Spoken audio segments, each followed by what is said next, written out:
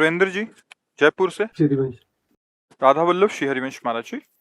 गुरुदेव, आपने अपने कर्मों को प्रतिदिन समर्पित करने को कहा है। यदि कार्य गलत कार्य जैसे क्रोध, दोष, दृष्टि आदि हो तो कैसे समर्पित करें?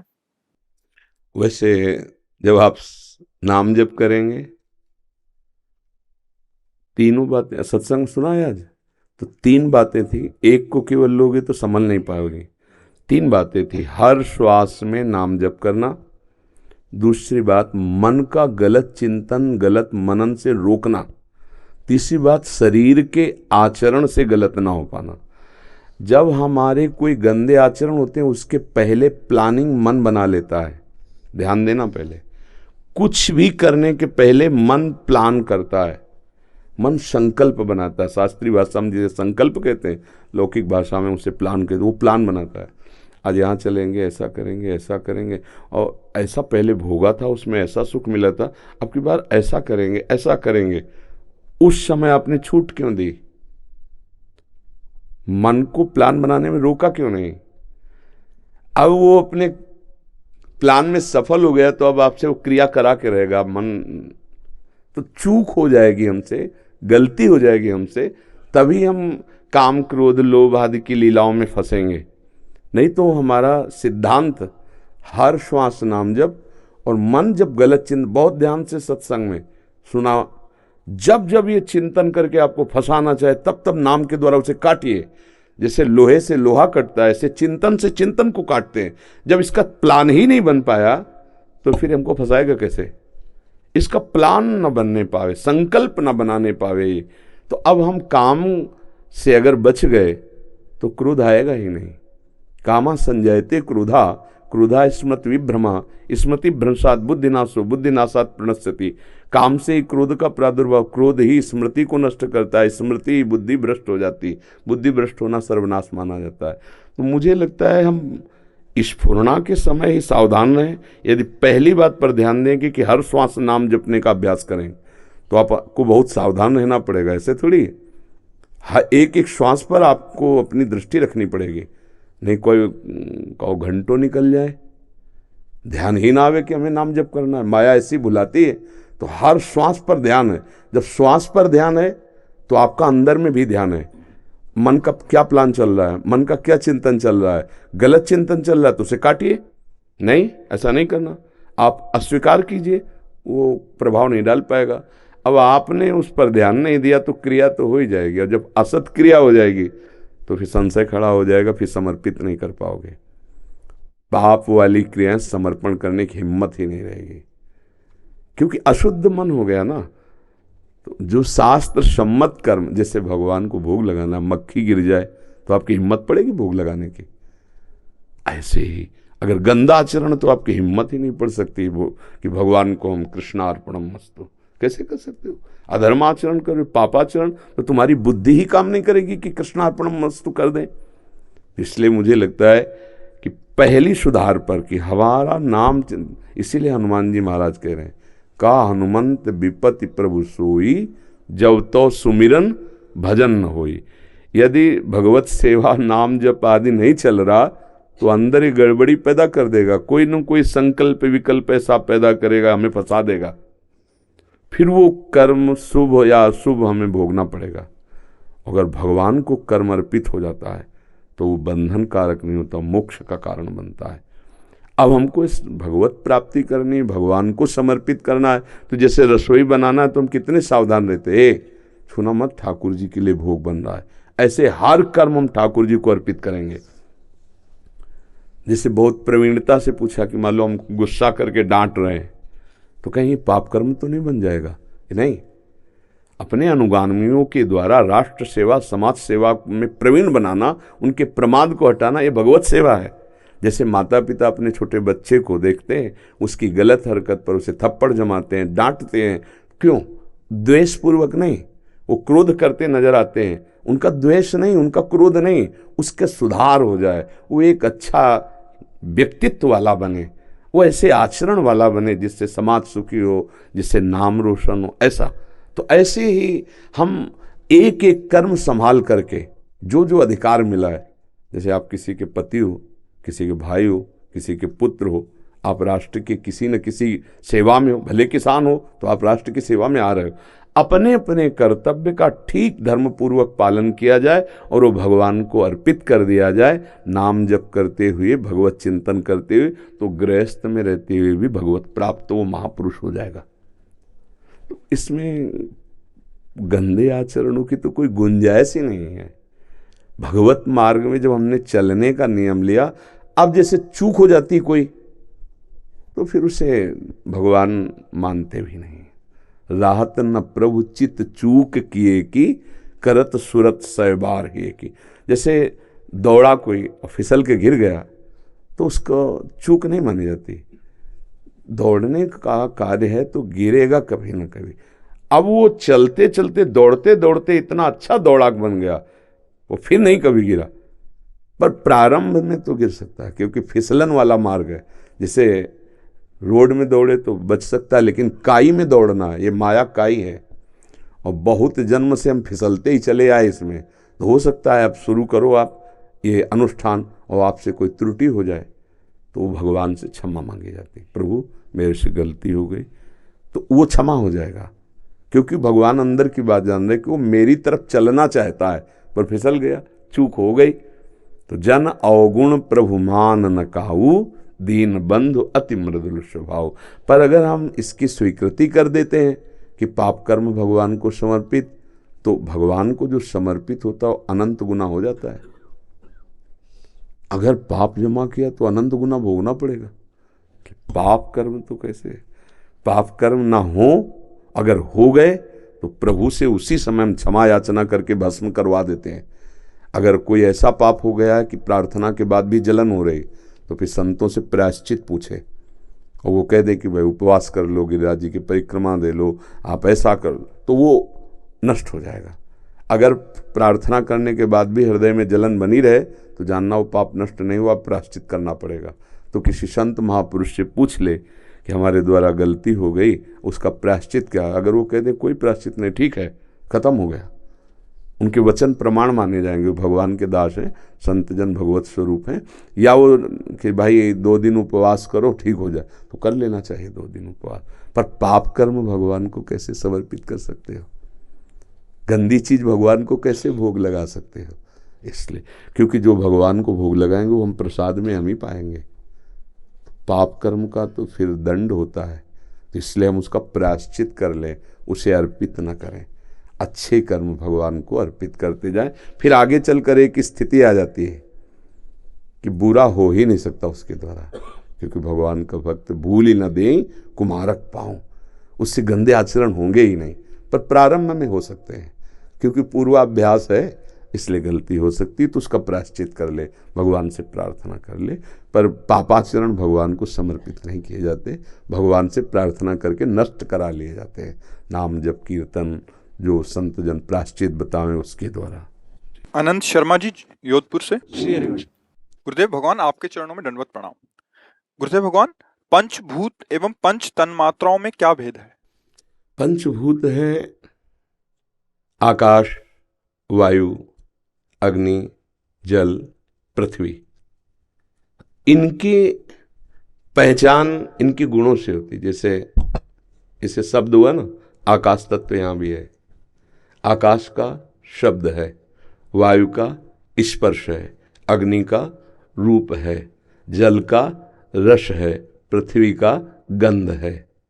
ये तन्मात्राएं हैं। इन्हीं 5 शब्द स्पर्श रूप रस गंध में संपूर्ण सृष्टि के भोग हैं। और ये जितने भी शरीर हैं ये सब पंचभूतों के द्वारा बने हुए हैं। तो यही भूत उन्हीं पंच तन्मात्राओं का 5 ज्ञानेंद्रियों मन के साथ भोग करते हुए फंस गए, और उनका भोक्ता भाव मेरे अंदर आ गया। मना कष्टान इंद्रियाणि प्रकृति स्थान कर सती। इन 5 से प्रपंच से बच जाए तो भगवत स्वरूप को प्राप्त हो जाए। शब्द स्पर्श रूप रस गंध ये तन्मात्राएं, और ये जो 5 भूत हैं उनसे बना हुआ ये शरीर है। और इन पंच तन्मात्राओं को भोगने की ज्ञान शक्ति ज्ञानेंद्रियों में है। जैसे स्पर्श तो त्वगेंद्री, गरम ठंडा कोमल अच्छा रूखा जैसा ये अनुभव कराएगी त्वगेंद्री। रूप तो नेत्रेंद्री, शब्द तो श्रवणेंद्री, रस तो रसेंद्री, गंध तो घ्राणेंद्री। 5 ज्ञानेंद्रियों को लेकर मन कर्मेंद्रियों के साथ शब्द स्पर्श रूप रस गंध का भोक्ता, और जो जीवात्मा वो इसका भोक्ता बन बैठा। मैं ये देख रहा हूँ, मैं सुन रहा हूँ, मैं भोग रहा हूँ, मैं कर रहा हूँ। यही जन्म बंधन, यही मरण बंधन, बार बार इसी से वापस हटने के लिए ये भगवत आराधना है, ये भगवत मार्ग है। नाम जप करें, अपने शरीर को भगवद अर्पित करें। क्या? कोई भी भगवान से विरुद्ध आचरण नहीं करेंगे, शरीर अर्पित। मन से किसी का अहित अमंगल नहीं सोचेंगे। मन से हम भगवान की सेवा, समाज की सेवा का चिंतन पवित्र धर्म पूर्वक, और नाम जप करेंगे, अभी ठीक हो जाएगा। नहीं तो एक भूत लग जाए तो आदमी को परेशान कर देता है। तो 5 भूत लगे, नहीं, पंचभूतों से रचित शरीर में अहम हो गया। मैं रचाए पंचभूतों से, पर मैं ऐसा बोधू, मैं देख रहा हूँ, मैं सुन रहा हूँ, मैं भोग रहा हूँ, मैं छू रहा हूँ, मैं इसी में जीव फंस गया। और है माया का इंद्रियों का विलास, और उसे मान बैठे मैं में, तो कर्ता भोक्ता भाव होने के कारण शुभ अशुभ कर्म बने, उन्हीं के अनुसार बार बार जन्म, बार बार मरण हो रहा है। अब मुक्त होने का अवसर आया है, मनुष्य देह मिला और साधु समागम। तो खूब नाम जप करे। नाम जप से बुद्धि पवित्र हो जाती है। बुद्धि पवित्र हुई तो मन को शासन में लिया, मन पवित्र हुआ तो इंद्रियों को शासन में लिया, इंद्रिया शासन में आई तो निर्विषय हो गई, निर्विषय हुई तो परमात्मा का आनंद मिलने लगा। अब थोड़ा कठिन, कहने में तो सरल हो गया, करने में पूरा जीवन लग जाता है। नाम जप करो, बस असत आचरण न होने पाए, इससे बचो। सबसे पहली बचाव पक्ष है असत आचरण न। असत आचरण अधर्माचरण, जो बहुत फैल रहा है, बहुत, मतलब बहुतायत। बाहर से कपड़े स्वच्छ हैं, बाहर से हम शरीर स्वच्छ दिखाए, अंदर गंदगी ही गंदगी भरी है। धर्म विरुद्ध आचरणों का मेला लगा हुआ है अंदर, देख लो आप। धर्म से चलना, सत्कर्म करना, शास्त्र सम्मत आचरण करना, ये आज समाज में बहुत कम पाया जा रहा है। जो मन बोले, जो इंद्रियां बोले, वही हम करें। आज ये हो रहा है, जो मन आया वो भोग लिया, जो मन आया वो कर लिया, जो मन आया देख लिया, जो मन आया सुन लिया, जो मन आया खा लिया। अब मन माने आचरण, हृदय पवित्र। अब समझ में नहीं आता कि हमारे जीवन का उद्देश्य क्या है, नहीं समझ में आता। देखो 30 वर्ष के हो गए, 40 वर्ष के हो गए, 25 वर्ष गए जीवन के, क्या मिला? क्या है? वही चाह, वही भोगना, वही भाग दौड़। और अभी व्यवस्था हम सोच रहे हैं कई जन्म की, और समय नहीं हमारे पास बिल्कुल। कमाते कमाते, बनाते बनाते मर गए। ना रुपया पास, ना मकान, ना कोई मित्र, ना कोई रिश्ता। जीव अपने पाप पुण्य कर्म को फिर लेके गया, फिर अगली योनि में नया रिश्ता, नया जन्म। ये कब तक चलेगा ये प्रपंच? इसको मिटाने के लिए हमारा जन्म हुआ है। तो ये पंचभूत और पंच तन्मात्रा, इन्हीं के फंसाव में फंस गए हैं, मन और 5 ज्ञानेंद्रियों के द्वारा।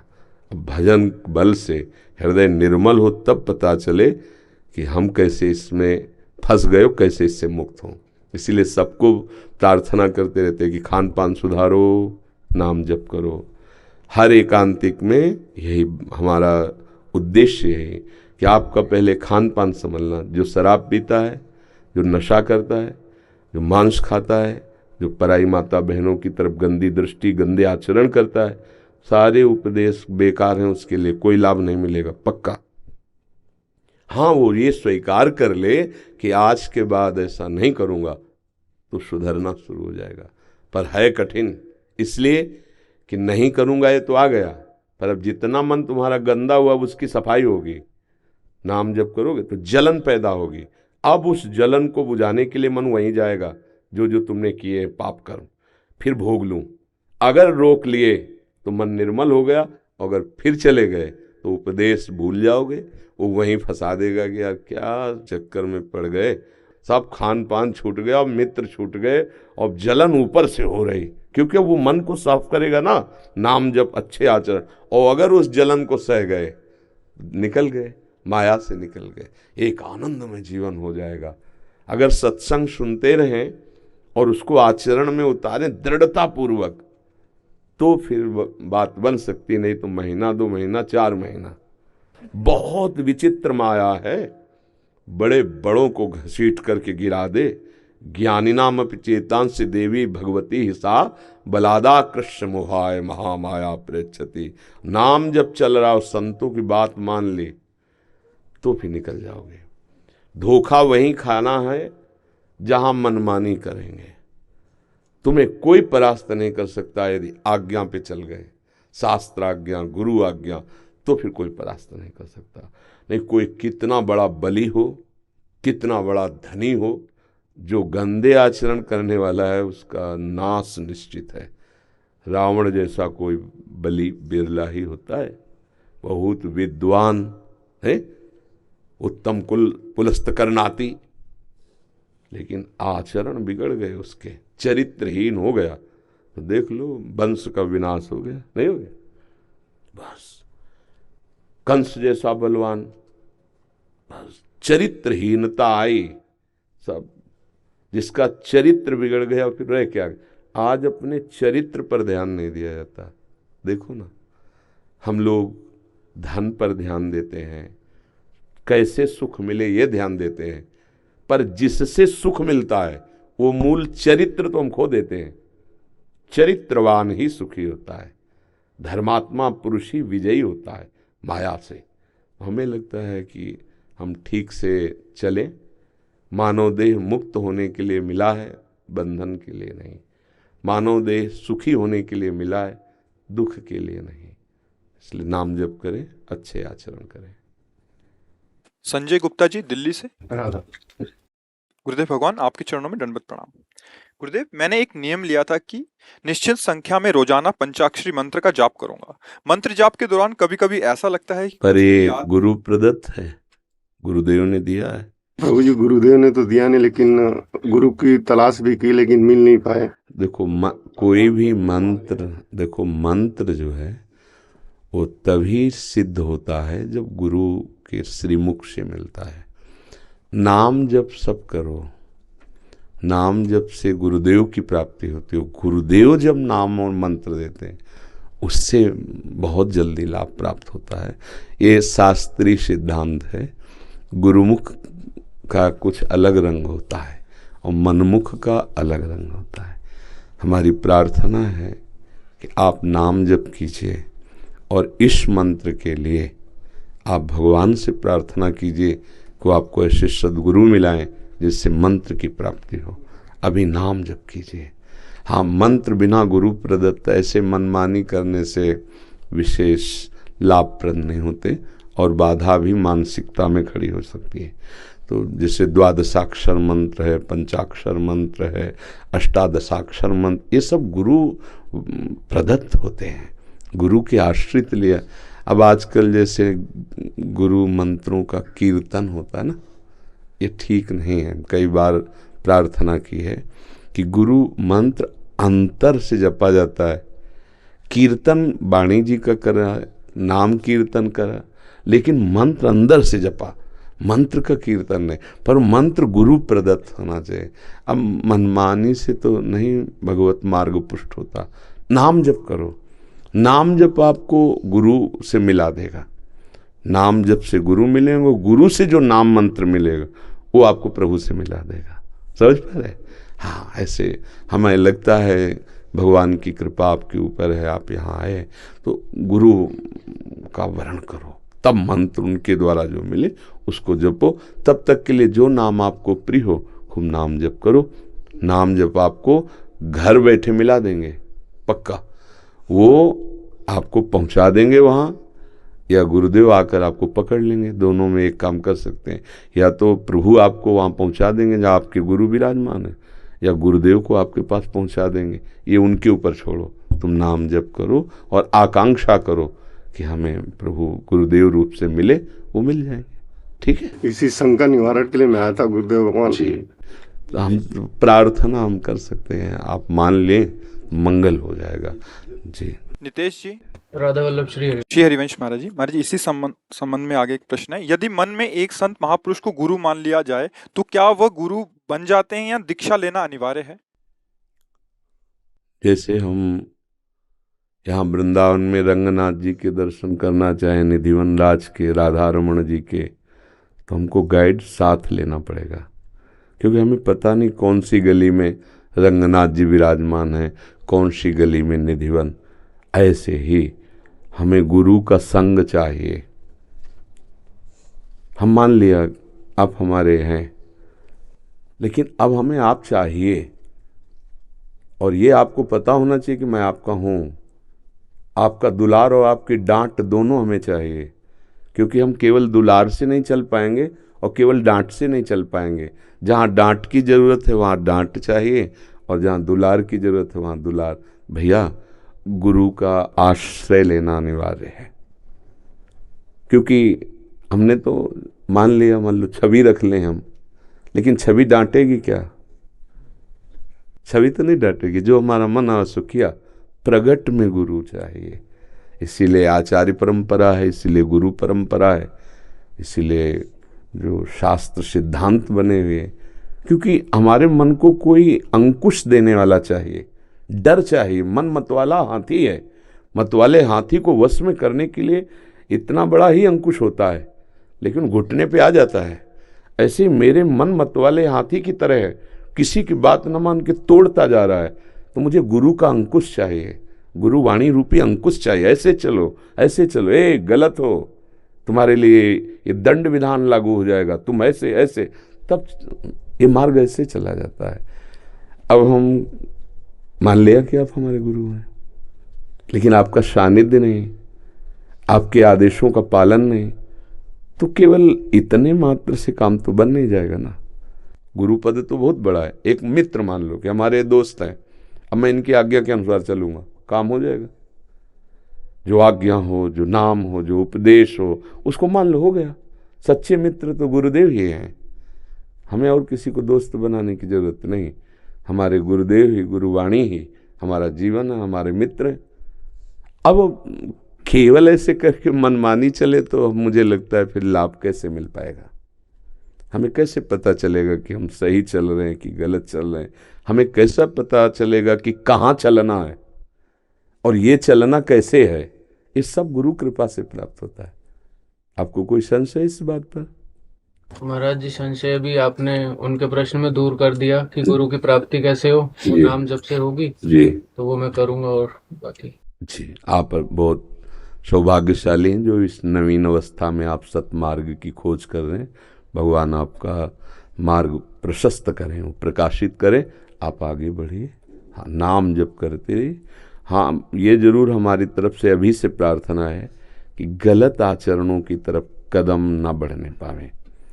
जो सब कोई जानता है क्या गलत है, सबके हृदय में भगवान बैठे, वो सबको बता देते हैं कि ये गलत है, आप मत करो। तो जो गलत है वो आचरण यदि बंद कर दोगे और नाम जप करोगे तो गुरु का सानिध्य अनुभव में आने लगेगा। खुद आप देखना, गुरुदेव भगवान आपके घट में भी विराजमान है, अंदर भी बैठे हुए हैं, इस घट में भी है, इस घट में भी है, इस घट में, वो घट घट में बैठे हुए गुरुदेव।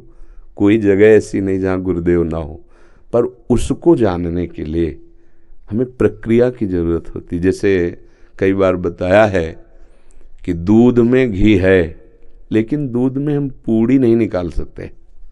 घी तो है पर निकाल नहीं सकते। उसकी एक प्रक्रिया है, उसको औंटे, गरम करें, दही जमाएं, मथें, मक्खन निकालें, फिर गरम करें, अब घी बन गया, अब पूड़ी निकाल लो। ऐसे ही गुरुदेव सर्वत्र हैं, पर हम उनका अनुभव नहीं कर सकते। जैसे दूध में सर्वत्र घी है, उसके लिए प्रक्रिया है, ऐसे ही भजन प्रक्रिया है। जो गुरु वाणी, जो गुरुदेव आदेश करते हैं, जब प्रगट में गुरु के आदेश से हम चलते हैं तो कण कण में, घट घट में विराजमान ये अनुभव हो जाता है। जब ये अनुभव हो जाता है तो जो गुरु वही शिष्य, अब दो नहीं रह जाते, एक रह जाता है। वही गुरु प्राण बन गए, मन बन गए, बुद्धि बन गए, चित्त बन गए। देखने को केवल शिष्य दिखाई देता है, वस्तुतः आप गुरुदेव ही बैठे हुए हैं उसके हृदय में, गुरु ही विराजमान है। शिष्य और गुरु कहने को है, एक हो गया। वो सच्चा शिष्य गुरु स्वरूप हो जाता है जो उनकी आज्ञा पे चलता है। महाराज जी इसी संदर्भ में एक और प्रश्न था। ये तो दीक्षा नहीं ली तब की बात है, जिन्होंने शरणागति ले ली है और गुरु बना लिया हुआ है, आपने कल या परसों के सत्संग में बोला था कि गुरु की कुछ ऐसी वस्तु होनी, जैसे उनकी सॉक्स आदि या उनका कपड़ा पहना हुआ कपड़ा प्रसादी। तो महाराज जी अभी काफी जने आ रहे हैं कि गुरुदेव का, महाराज जी आप तो सॉक्स डालते भी नहीं है और एक ही डाले हैं, 1 साल हो गया महाराज जी। हाँ, हमारा जो मंत्र है, उपदेश है, नाम है, आचरणों का, सिद्धांतों का जो वर्णन है, इससे बढ़कर भी कुछ प्रसाद होता है क्या? अगर भाव से हम देखते हैं तो हमें गुरुदेव वस्त्र या कुछ भी तो हम जैसे, पर गुरुदेव के अगर हम वचनों की अवहेलना करें, उनके द्वारा दिए हुए नाम मंत्र पर महत्व न करें, तो मुझे लगता है कि इन सब बाहरी प्रसादी से अंदर की गंदगी पर कोई प्रभाव नहीं पड़ेगा। जो गुरु प्रदत्त मंत्र है, नाम है, ये सबसे बड़ा उच्छिष्ट है। अगर कभी ऐसी भावना आती है कि मैं गुरु जी की कुछ प्रसादी रख लूं, तो गुरु जी के चरण जहाँ पड़े वहाँ की रज लेके अपने पास रख ले, इससे बड़ी और प्रसादी। गुरु चरण रज का बहुत महत्व है, तो वो ले ले। हमें लगता है इससे काम तो नहीं बनेगा।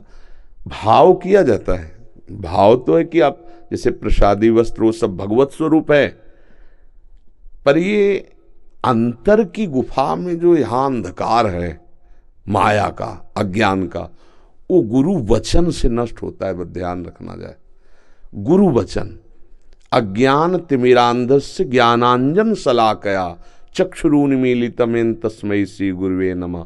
बंदो गुरुपद कंज कृपा सिंधु नर रूप हरि महामोहतम पुंज जासु बचन रवि कर्णिकर। जिनके वचन सूर्य के समान हृदय में प्रकाशित हो गए और अज्ञान अंधकार नष्ट हो गया, बात बन गई।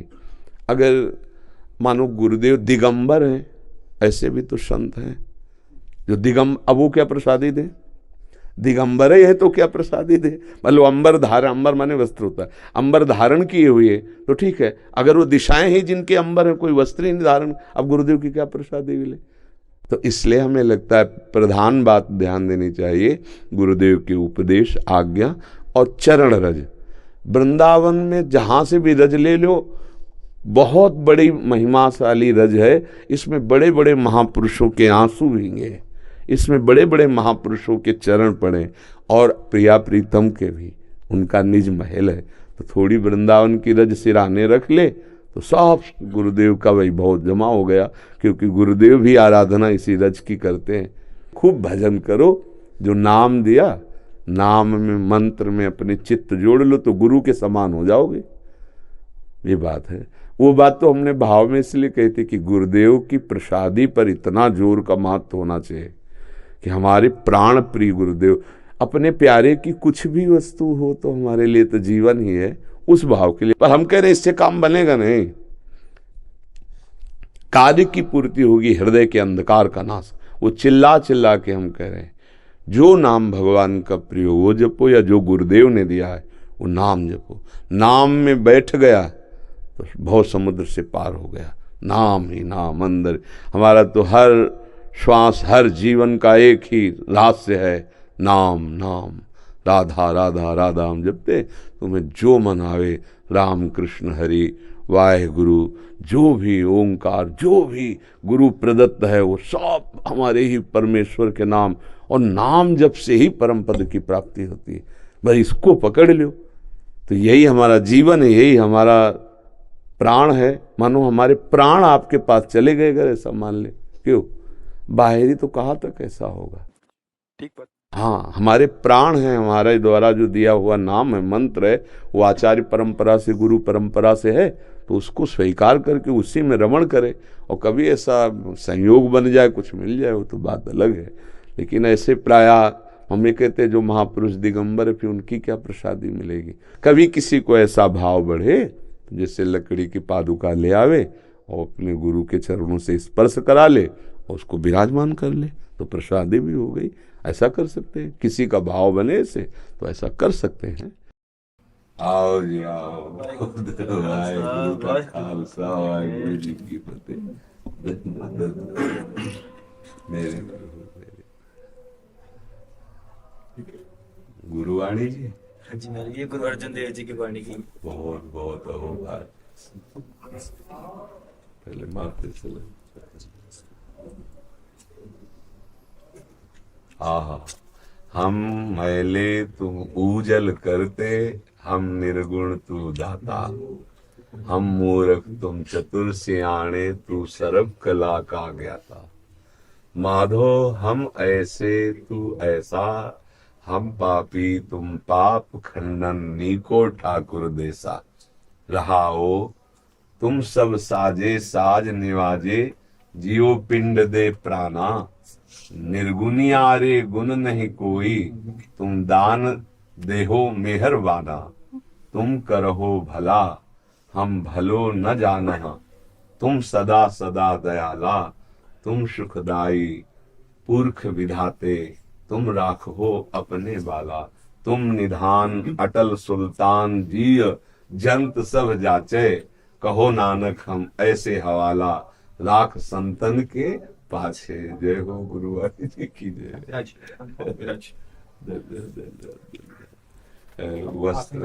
वस्त्र में विराजमान करके। प्रेम सिंह जी अयोध्या जी से। जय श्री कृष्णा महाराज जी, प्राण प्रतिष्ठा के उपरांत श्री राम जी की जो प्रतिमा स्थापित हुई थी वो दिव्य और सजीव हो गई। ये सजीवता का कारण क्या है? देखो, एक तो हमारे शास्त्रों में मंत्रों में बड़ी सामर्थ्य है। जब मंत्रों का ज्ञाता उस श्री विग्रह में भगवान का आवाहन वेद मंत्रों से, वेद किसी के द्वारा रचित नहीं है, ये अपौरुषेय है, स्वयं भगवान वेद के रूप में प्रकाशित है। तो जो मंत्र वेदता, त्रिकाल संध्या करने वाला, ब्रह्मणत्व से युक्त, जब ब्रह्म ऋषि आवाहन करता है मंत्र से, तो भगवान जो सर्वत्र विराजमान है वो वहाँ प्रकाशित हो जाते हैं। हृदय में भगवान सबके विराजमान है ना, पर प्रकाशित तो नहीं है ना। और जहाँ मंत्र जपे आप, तो हृदय में भगवान प्रकट हो जाते हैं, मंत्र का प्रभाव। अब वो विग्रह तो पाषाण का प्रकट में दिखाई दे रहा है, अष्टधातु का प्रकट में दिखाई दे रहा है, या चित्रपट दिखाई दे रहा है। जहाँ भावपूर्वक मंत्रों का उच्चारण किया गया तो भगवान वहीं प्रकट हो गए। मंत्रों में बड़ी सामर्थ्य है। जब जन्मेजय जी को ये पता चला कि हमारे पिता को मारने वाला ये तक्षक सर्प अभी भी जीवित है और पिता हमारे पधार गए, तो धिक्कार हमारे जीवन को, अगर वो जीवित रह जाए तो मैं सर्पेष्ठी यज्ञ करूंगा और उसका आवाहन करके यज्ञ में भस्म करूंगा। तो मैं मंत्रों के प्रभाव की बात बता रहे हैं तो समझ जाओगे। बड़े बड़े ब्रह्म ऋषियों ने मिलकर सर्पेष्ठी यज्ञ की, उसमें सर्पों के नाम लेकर आहुति दी जाती थी। जब ये पता चला तक्षक नाग को, तो देवराज इंद्र उसके मित्र थे, तो देवराज इंद्र के सिंहासन के पावे में लिपट गया हो कि मेरी रक्षा करो।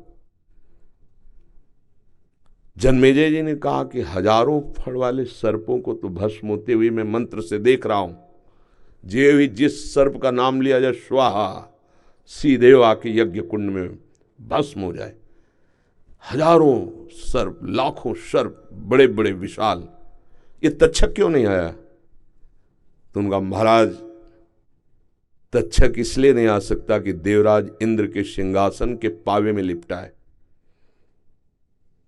बोले ऐसा मंत्र नहीं कि सिंहासन सहित स्वाहा हो जाए। बोले आप आदेश करो, देवराज इंद्र सहित सिंहासन सहित तक्षक अभी, तो उनका हमारा आदेश है, यजमान का आदेश। मंत्रवेत्ता ब्रह्म ऋषियों ने जे ही मंत्र पढ़ करके, तो देवराज इंद्र तो कूद गए सिंहासन से, पर सिंहासन में लिपटा हुआ तक्षक ऐसे मड़रा रहा था। आस्तिक नाम के जो एक ब्रह्म ऋषि हुए, ये भांजे थे वासुकी नाग के, उन्होंने देखा कि तक्षक चित्कार मार रहा है, तो भांजे थे सर्पों के, वो तत्काल उन्होंने कहा तिष्ठ तिष्ठ, वही रोक दिया। और जन्मेजय जी से कहा कि मैं भिक्षा मांगने आया हूं यज्ञ में, और मांगने वाले को यज्ञ में ना नहीं कहा जाता, ये आहुति मुझे प्रदान कर दो। वैसे यज्ञ बंद हुई। देवराज इंद्र सहित स्वाहा, अगर वो रोक ल देते ल कूद ले जाते उसी में। द्रोणाचार्य जी ने मित्रता की द्रुपद से, तुम्हें मंत्रों की बात, द्रुपद से। द्रुपद जी ने कहा कि जब मैं राजा बनूंगा और कभी आपको आवश्यकता हो तो आप आ जाना, क्योंकि आप ब्राह्मण हैं, ब्रह्म ऋषि हैं, और मैं राजकुमार हूं। दोनों गुरुकुल में पढ़ते थे। बिल्कुल सारांश में बता रहे। द्रुपद राजा बने पांचाल देश के। अब महाराज को जब अश्वस्थामा प्रकट हुए द्रोणाचार्य के, तो आवश्यकता बढ़ी। तो उनको याद आया मेरा मित्र राजा द्रुपद। तो वहां गए द्रोणाचार्य जी और कहा मित्र पहचाने? तो उनका भिक्षुक होकर मेरे को मित्र बोलता है। तो उनका मैं द्रोणाचार्य हूं। बोले हाँ तो क्या हुआ, है तो भिक्षुक ही, तो मुझे मित्र कैसे कह सकता है? बोले गुरुकुल में हमारी आपकी मित्र, वो गुरुकुल था, इस समय मैं राज सिंहासन पर बैठा हूं और तुम बोलो क्या चाहिए, भिक्षा के रूप में ले सकते हो, मित्र कैसे बोल सकते हो? तो उनका नहीं, फिर नहीं, अब मैं तुम्हें दिखाऊंगा कि मैं कैसा भिक्षुक हूं। जब पांडवों और कौरवों को धनुर्विद्या की शिक्षा दी, पारंगत हो गए, तो कहा गुरुदक्षिणा, द्रुपद को परास्त करके बंदी बना के हमारे चरणों में डालो। कौरवों की तो सामर्थ्य नहीं रही, वो परास्त हो गए द्रुपद से। अर्जुन, उन्होंने कहा गुरुदेव ये गुरुदक्षिणा अभी कुछ ही क्षणों में। दिव्यास्त्रों के ज्ञाता और पांचों भाई, केवल कोई सेना नहीं, परास्त करके द्रुपद को बंदी बना के डाल दिया द्रोणाचार्य के चरणों में। द्रोणाचार्य जी ने कहा मित्र, अब स्वीकार करते हो मेरे मित्र, क्योंकि इस समय मैं राजा हूं, तुम परास्त पड़े हो चरणों में। तो हाथ जोड़कर खड़े हो। बोले अभी सर कटवा सकता हूं तुम्हारा, पर नहीं, मैंने तुम्हें मित्र कहा है, जाओ राज्य करो, पर भिक्षुक मत समझो। आज से आधे राज्य का कर हमारे घर भेजवाओगे और राजा तुम बनोगे। द्रुपद को बहुत अंदर क्रोध हुआ, पर स्वीकार कर लिया सब कुछ। अब वो इस बात में खोज रहे थे कोई मंत्रवेत्ता मिले जो द्रोणाचार्य का सर काटने वाला पुत्र पैदा कर सके। तो जब ऐसी बात करते तो ब्रह्म ऋषि जन ना कर देते। दो ऐसे ब्राह्मणत्व से युक्त मिले जिन्होंने तो यज्ञशाला से द्रोणाचार्य जी के वध का संकल्प करके हवन करने से धृष्टद्युम्न पैदा हुआ, द्रौपदी जी पैदा हुई। सुना आपने? मंत्रों में इतने सामर्थ्य है। फिर भगवान, वेद तो स्वयं भगवान का स्वरूप है, और उन मंत्रों का जो उच्चारण करके आवाहन किया जाता है तो निश्चित भगवान उस विग्रह में प्रकाशित हो जाते हैं। मंत्रों में बड़ी सामर्थ्य है। ये लाला बाबू हमारे वृंदावन के महान संत हुए, पहले बहुत बड़े सेठ कलकत्ता के थे। तो उन्होंने श्री मोहन, राधा मोहन चंद्रमा नाम के ठाकुर जी विराजमान किए। तो जब प्राण प्रतिष्ठा हुई तो परीक्षा के लिए मक्खन ऐसे रखा तो पिघल कर बहने लगा, क्योंकि ताप तभी होगा जब प्राण प्रतिष्ठित। ऐसे मंत्र से भगवान, और दूसरा भाव, महापुरुषों का भाव और मंत्र, दो से भगवान जहां चाहो वहां प्रकट कर लो। ते समाज गिरजा में रहेऊ, अवसर पाए बचन एक कहू, हरि व्यापक सर्वत्र समाना, और प्रेम ते प्रकट होए मैं जाना। यदि मंत्र नहीं आता तो प्रेम हो तो भगवान प्रकट हो जाएंगे, नहीं तो मंत्रवेत्ता। अब जैसे प्रेम, प्रेमी जन भगवान की छवि को लिए, विग्रह को, और छाती से लगा लिए, और भाव में तो प्राणों से प्राण, हृदय से भगवान, बिल्कुल प्राण प्रतिष्ठा हो गई। जैसे महाभागवत प्रेमी जन, जैसे मीरा जी, मेरे तो गिरधर गोपाल, तो साक्षात गिरधर।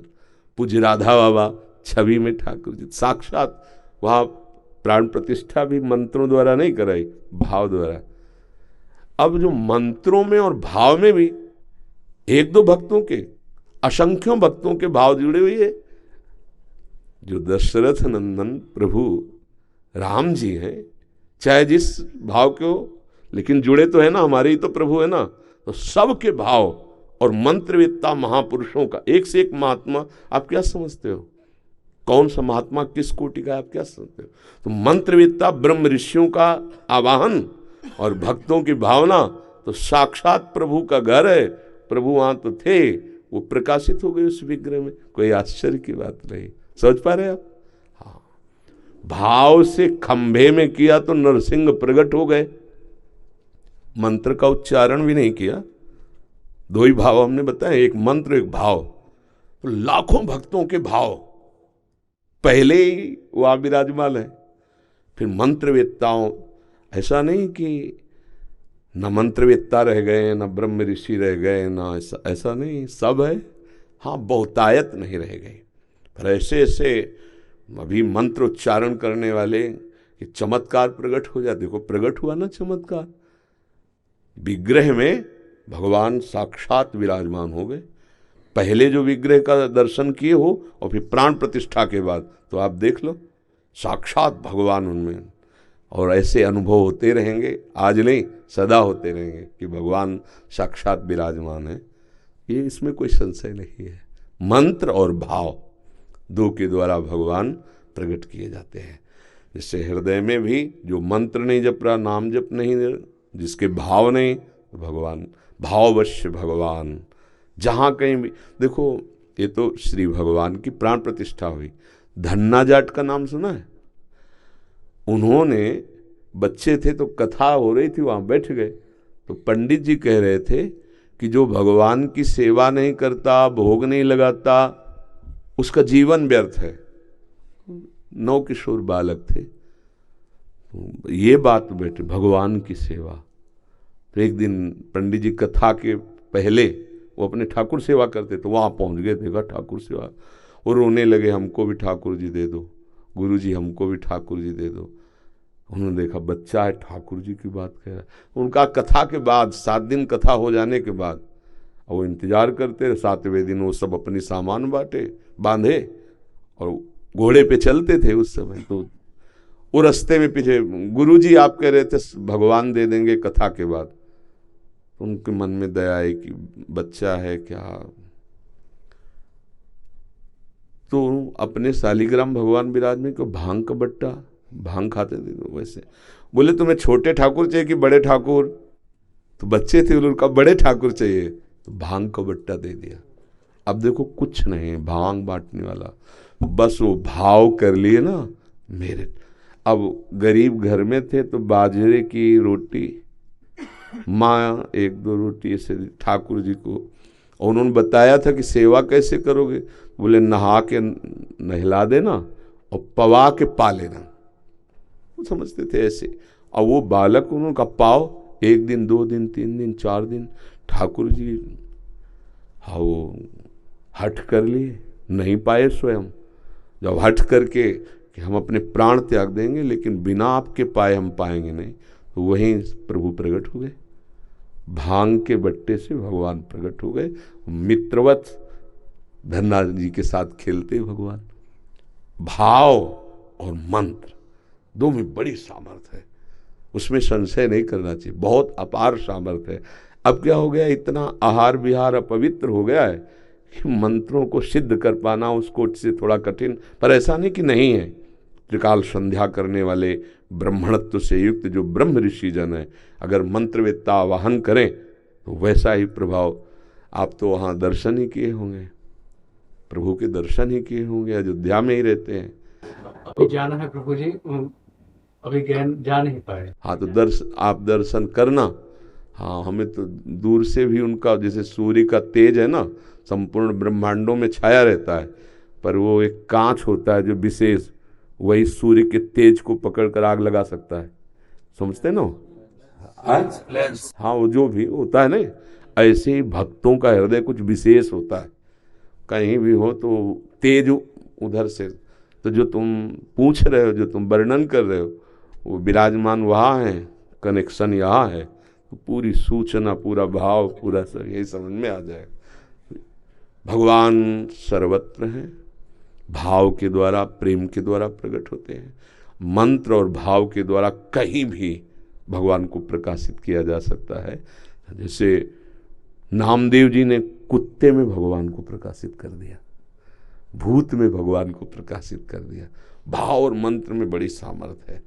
फिर अयोध्या में तो लाखों करोड़ों भक्तों के भाव जुड़े हैं और ब्रह्म ऋषियों के मंत्र, आचार्य कोटि के महापुरुषों का संकल्प, तो भगवान को तो प्रकाशित होना ही पड़ेगा। और भगवान तो वहाँ प्रगट में विराजमान है, क्योंकि उनका घर है। जैसे वृंदावन है ना, ये यहाँ प्रिया प्रीतम प्रगट में विराजमान है। बस थोड़ा माया के पर्दे हटे तो दिखाई देगा। ये दिव्य धाम है भगवान का, वृंदावन धाम, प्रेम धाम। तो अवध धाम, जैसे यहाँ कृष्ण जन्म का स्वरूप मथुरा, तो राम जी के जन्म का स्वरूप अवध, और ये लीला विहार स्थली प्रिया प्रीतम की प्रेम धाम है। बड़े भाग्यशाली जन हैं जो भगवान के नाम रूप लीला धाम से जुड़े हुए हैं, अपनापन किए हुए हैं। ये यहाँ भी भगवान है, बस यहाँ के भगवान प्रकट हो जाए, निहाल हो जाए। यहीं के भगवान को विशेष प्रकट करने के लिए हम सब जगह जाकर दर्शन करते हैं, भावना करते हैं, पर यहाँ के भगवान प्रकट हो जाए तो फिर एक दृष्टि बदल जाती है। सिय राम मैं, अब देखो दृष्टि बदल गई। सब जग जानी, उसे न स्त्री दिखाई दे रहा न पुरुष दिखाई दे रहा। यहाँ भगवान प्रकट होने पर सब प्रभु अपने आराध्य देव, जड़ चेतन जग जीव जत सकल राम मैं जानी। ये यहाँ के भगवान प्रकट होने पर न जड़ है न चैतन्य, एकमात्र प्रभु। कैसा परमानंद होता होगा उन महाभागवतों को जो सब में भगवान का दर्शन करें। जैसे मंदिर में जाके दर्शन करते हैं, ऐसे सबके हृदय मंदिर में भगवान विराजमान। पर्दा हटा माया का तो भगवान सबके अंदर बैठे उस महापुरुष को दिखाई देते हैं। भाव और मंत्र में अपार सामर्थ्य है, इसमें कभी संशय न करें। ठीक है। राधा राधा राधा